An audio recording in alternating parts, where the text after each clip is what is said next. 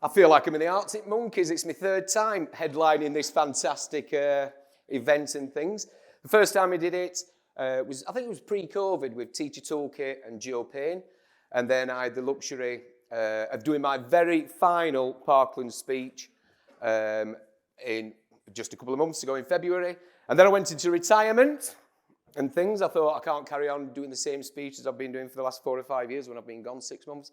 But then lovely old John brought me out of retirement and said, come on, Chris, come out of retirement and tell us what you've been up to for the last 6 months and things. So the quick background was, for 9.5 years, I was a proud head teacher at Parklands Primary School up in Seacroft, one of the largest council estates in the country, had one of the highest pupil premiums in the country.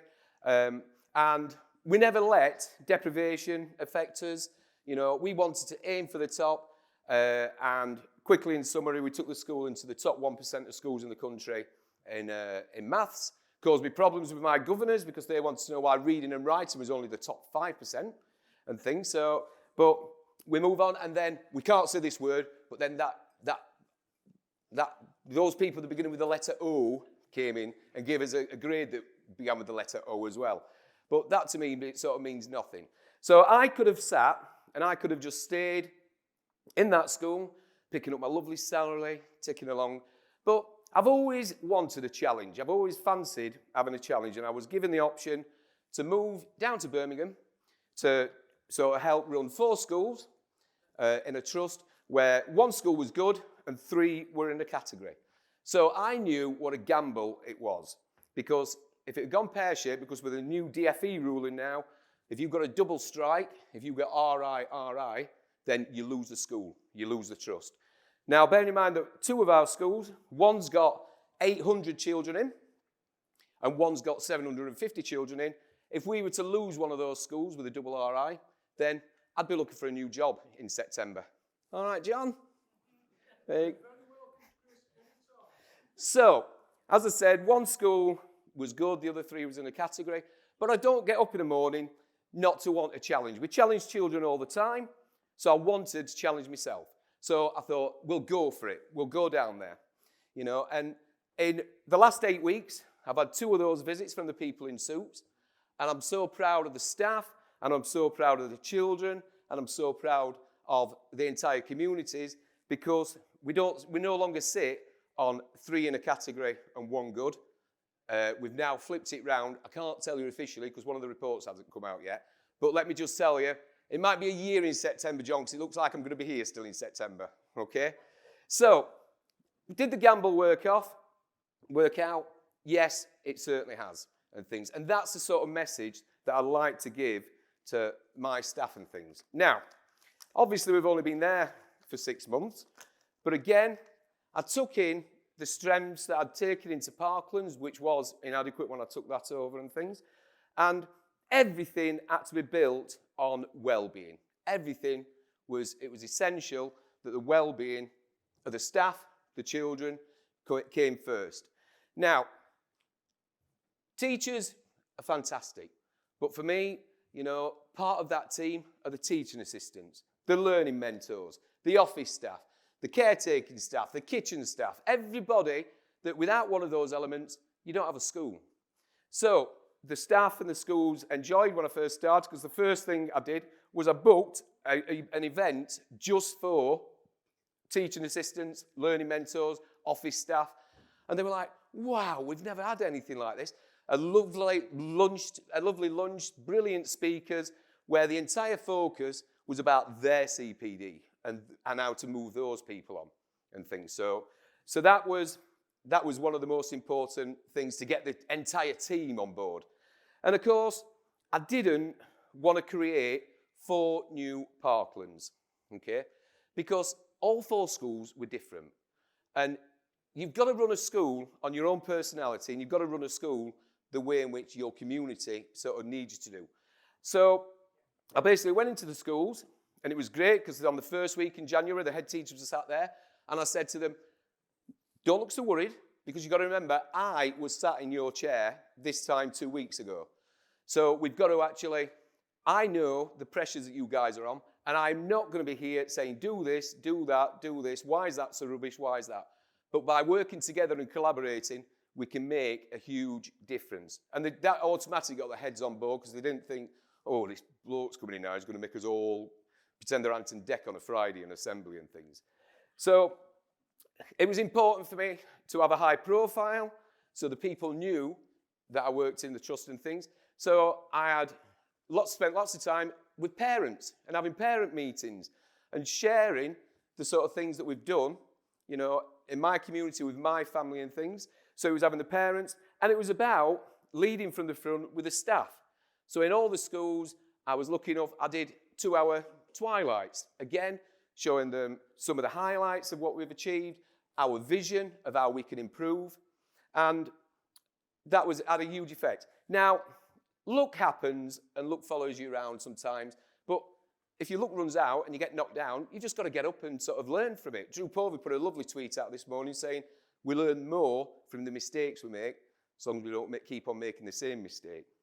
So having that luck meant I knew that we were expecting 2 visits in my first half term, which I didn't mind and things. So it meant that first 2-3 weeks, I could spend all my time in this one school, okay? Giving them tips, working alongside, collaborating, sharing, giving ideas.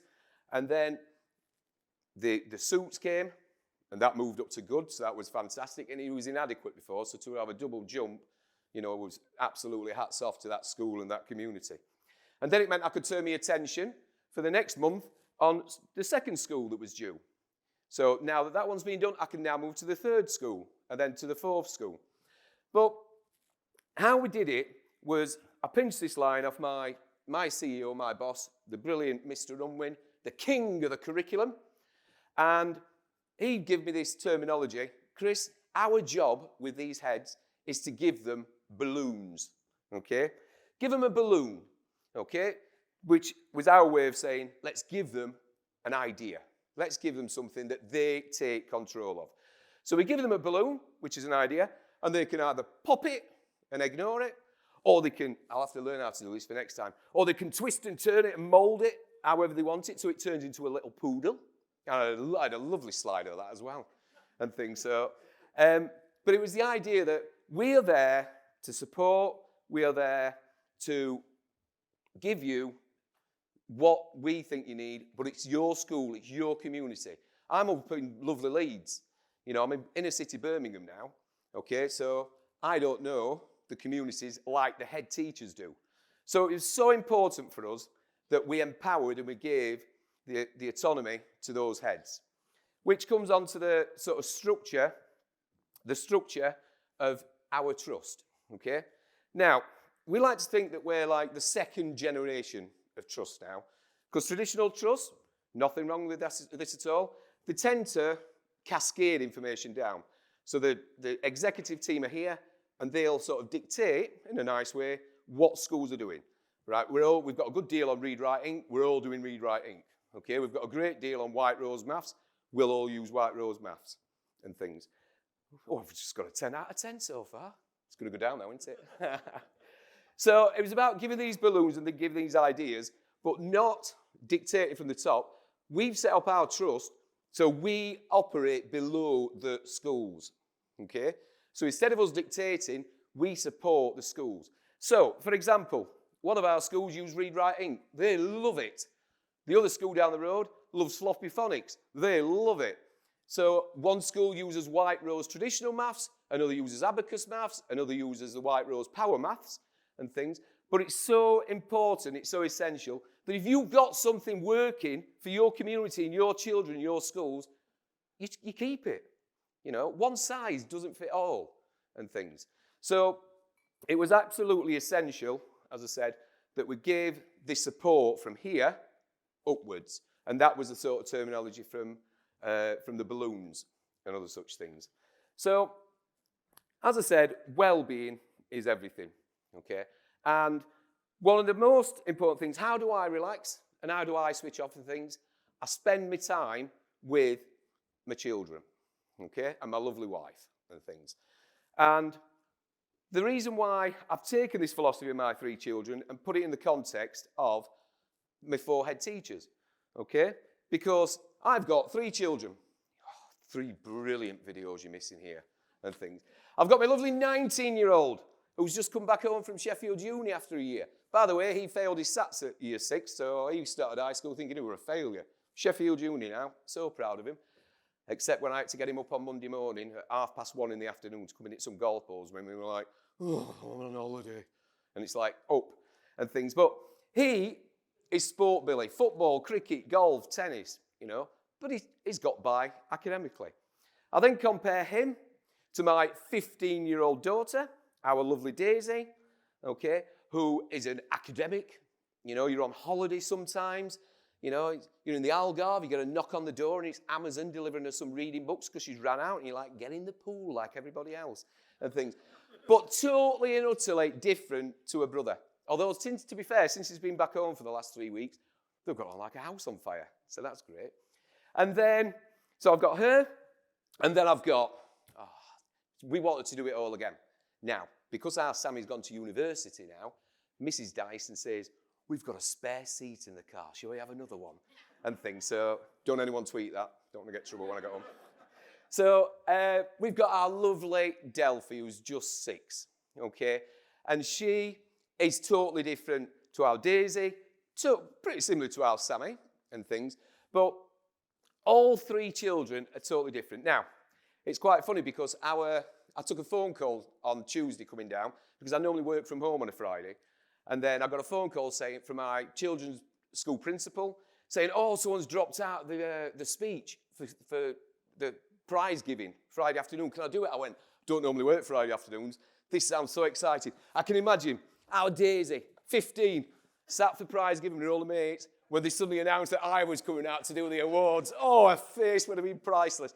I said, I'm just going to be diary now. What time is it? I went, oh, I can't. I'm going to be having the best lunch in the world at LGfL. And things so. And so I had to sadly miss that, but I want to miss this for the world. And then last Friday was our Delphi Sports Day. And it was Sports Day, and again, don't work at home on a Friday. I've only done 2 Fridays this year in Birmingham, London, Birmingham, that's today, and then last week. And I thought, oh no, I've got to miss a sports day, and things. So, and she is fast as like, she won the year 1 running race, they put her in the year 2 running race, she won that, they put her in the year 3 running race, and this is against all the boys and everything, and she made me so proud. And then my lovely lad stepped in for me and won the parents' race. So it was a great day, but sadly I had to miss that and things. But the sort of point that I'm sort of bringing up to is that all my children are different. All my 4 heads, not this one, but all my 4 heads are all different. I've got one school that just excels in reading, and it's absolutely superb to hear when you go in and they can just stand up and recite poetry to you and things that I've not come across before because I was pretty much a maths-based school, and that's what we sort of excelled in. I've got a school that's got the most inclusive, brilliant special educational needs that I've ever seen in any school. I've got a school that were similar to Parklands in maths, where the children excelled in the times tables and things. So it was a case of getting all this brilliant practice shared. Gone down a 5. Getting all this brilliant practice shared because one size doesn't fit all. And one of the funny things about my trust when I first started is none of these 4 heads had ever visited each other's schools. It was like a competition when they came in. Who's going to get the best stat scores? Who's going to get the best phonics scores? And it was all about what can we do better than the other 3. And when you're a team, when you're a family, you share that good practice. You collaborate. And what this school's doing brilliantly, we'll all go and see. What this school's doing brilliantly, we'll all go and see. So again, one of the first things I did was every month we all go and visit each other's schools to show good practice, not to judge, but to magpie brilliant ideas. And then I wanted the Senkos from the 4 schools to come together. So once a month we have a teams meeting where all the Senkos come together and pull together and do that. Now we've gone on to the DSLs, deputy heads. So we're collaborating and we're sharing this brilliant practice, and we're arranging trips we went down to see the lovely John Bryant schools down in Kent a couple of weeks back, where we involved the heads, we involved the deputies. So again, we're sharing good practice and we're sharing the things that matter. one of my things that I did was they were working long hours. You know, they were at school at 7:30 in the morning and they were still there at 6. You know, and two of the deputies, you know, they've got 4 and 5-year-olds at home. So again, well-being. Your first task, and I want this doing before I come back in 2 weeks. Now, normally people are like, oh God, what we're going to do now? Get 100% reading, writing, maths and combined. I said, your first thing you've got to do in the first 2 weeks is you've got to drop off or collect your child once a week. And they went, yeah, but who's going to do it? I said, somebody will do it. I said, but just look how happy, look how beautiful, look at the expression on your child's face when on a Thursday afternoon, when they come out, instead of being the childminder or instead of going to have to go after school club till 6:30 every night when it's lovely sun shining, but school health and safety says it's too hot to go outside, so they've got to stay in and things. So, and then when I went back 2 weeks later, they said, do you know, I picked my daughter up from school at 3:15. You know, we went to the park, we got an ice cream, and then we were back home still for 5:30, whereas normally they won't be back in the house till 6:30, sort of 7 o'clock. So it's about believing in your staff. It's about believing, just like John does. You know, the reason why we've got it's like a big family. And if you've got a big family that's working for you, you can absolutely achieve absolutely anything. If you've got everyone working together, if you've got everyone pulling in that same direction and not being dictated to, but being believed in, it has a huge difference. And as I said, my dream, my philosophy, my ethos is well-being, and it's well-being from the heads, the deputies, the teachers, the TAs, the office staff, the learning mentors, the cleaning staff, because if everybody is on that same page and everybody's pulling that rope at the same time, we can achieve absolutely anything. So I'm so sorry we didn't get any videos today, and I'm so happy that you let me ad-lib and things, but at least we're in time for someone who's been around the world literally since we've last seen him, and that's lovely Dan, and I can't wait for sort of his session. So once again, John and all at LGfL, thank you so much. Take care.